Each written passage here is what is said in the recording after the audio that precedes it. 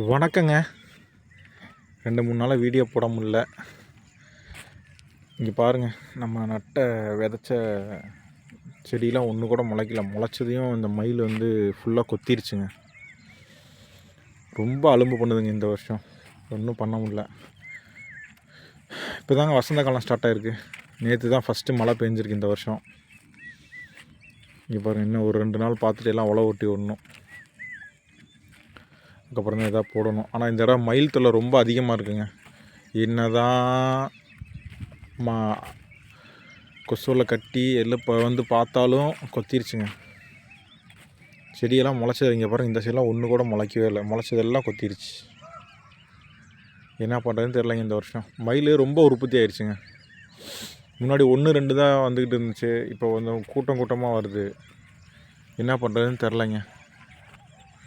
இதுதாங்க இன்றைக்கி நம்ம எங்கள் ஊர் சைடு நிலமை.